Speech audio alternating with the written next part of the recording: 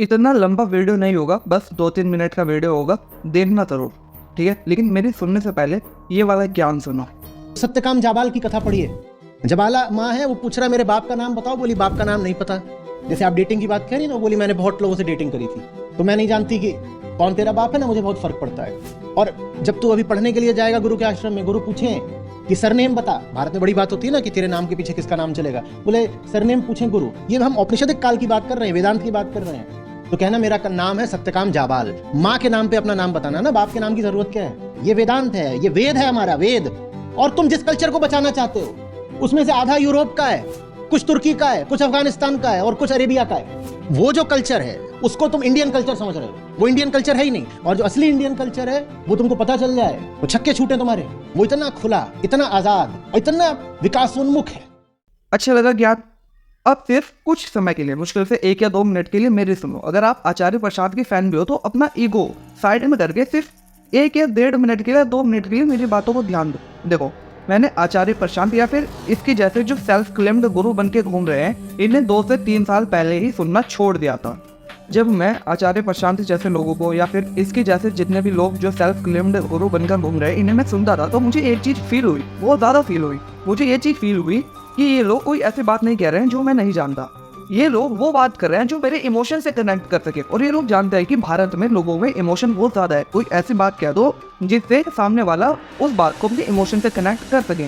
जैसे मान लो मेरे सामने आचार्य प्रशांत बैठा हुआ है और मैं अपनी प्रॉब्लम लेके गया, मैं कहता हूँ कि सर क्या चोरी करना गलत बात है, तो आचार्य प्रशांत वो बात बोलेगा जो मैं अपने इमोशन से कनेक्ट कर सकूँ। जैसे कुछ ऐसा बोल सकता है आचार्य प्रशांत कि क्यों चोरी करना क्यों गलत बात है, भगवान श्री कृष्ण तो भगवान थे ना, लेकिन वो भी मक्खन की चोरी करते थे।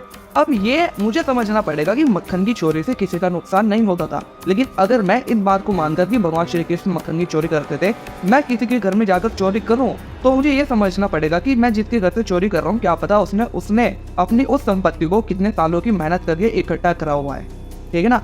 वो संपत्ति चोरी करके उस सामने वाले का नुकसान हो रहा है, क्या पता वो मैं चोरी इतनी बड़ी कर लूँ उसके घर से कि वो इस चोरी के बदले अपनी जैसी चीज भी कर ले, ये खतरनाक स्टेप भी उठा ले। तो हमें ये समझना पड़ेगा। अब जैसे एक लड़की ने इनसे पूछा कि मैंने इतने लड़कों को डेट किया हुआ है, क्या ये सही है या गलत है, तो इस चीज को गलत बताने की जगह ये हमारे उपनिषद का सारा लेकर इस चीज को सही बता रहा है। देखो, लड़का हो या लड़की हो, ये समझो कि ये गलत है। अगर मैं 4-5 लड़कों को डेट कर रहा हूँ, जो कि इम्पॉसिबल है, ठीक है ना, तो मैं गलत कर रहा हूँ। अगर कोई सामने वाली लड़की 4-5 लड़कों को डेट कर रही है तो वो भी गलत कर रही है। लेकिन ये कहने की जगह कि नहीं बेटा आप गलत कर रहे हो, ये हमारे उपनिषद का सहारा ले रहा है। अब हकीकत पर आ जाओ इस वीडियो की।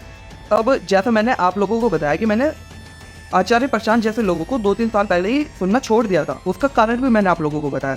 लेकिन ये जो वीडियो आचार्य प्रशांत की मैंने आप लोगों को दिखाई, शॉर्ट वीडियो, ये बार बार मेरी फीड में आ रही थी। कभी इंस्टाग्राम की फीड में आ रही थी, कभी यूट्यूब की फीड में आ रही थी। इग्नोर करते हुए भी ये 10 से 15 बार मेरी फीड में आ गई। और ऊपर से इस वीडियो के अंदर ये एक लाइन बोल रहा है कि आप पढ़ो, हमारे उपनिषद को पढ़ो, ये हमारे वेद है जो डेटिंग करना सिखा रहे हैं। अब सच में मेरे पास ये उपनिषद पढ़ा है, जिस उपनिषद की बात कर रहा है, मैं यहाँ पर फोटो लगा दूंगा, आप जाकर सच में पढ़ो, आप मत बनो अंध पर, ठीक है ना। हर कोई वो आदमी जो हमें हमारे धर्म का ज्ञान दे रहा है, हर किसी को गुरु मत मानो। कोई कालनेमी भी होता है, ठीक है, कालनेमी को पहचानना सीखो, ठीक है। आप सच में पढ़ो, ये उपनिषद छांदो उपनिषद का ये कहानी है, आप जाकर पढ़ो, आपको पता लगेगा। सत्यकाम कभी अपनी माँ ज्वाला के पास जाकर अपने बाप के बारे में पूछता कि नहीं है, वो पूछता है कि माँ मेरा गोत्र क्या है, क्यों, और वो गोत्र के बारे में क्यों पूछता है, क्योंकि उसे आश्रम में जाकर ब्रह्मचर्य के अंदर रहकर वेदों का ज्ञान प्राप्त करना था, ठीक है ना। और सत्यकाम की माता जबाला उसे ये जवाब नहीं देती कि मैं नहीं जानती कि तेरा बाप कौन है, क्योंकि मैंने तो बहुत से लड़कों के साथ, बहुत से आदमियों के साथ डेटिंग करी है।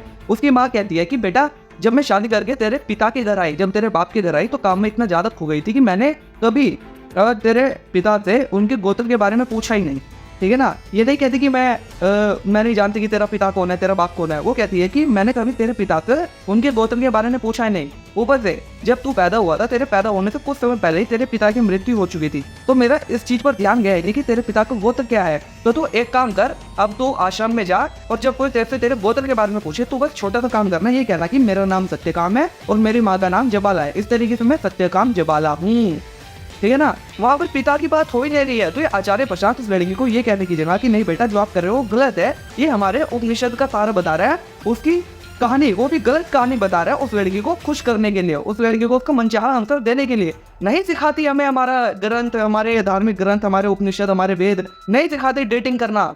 आचार्य प्रसाद समझो इस बात को, और आप लोग भी समझो, काल नेमी को पहचानना सीखो।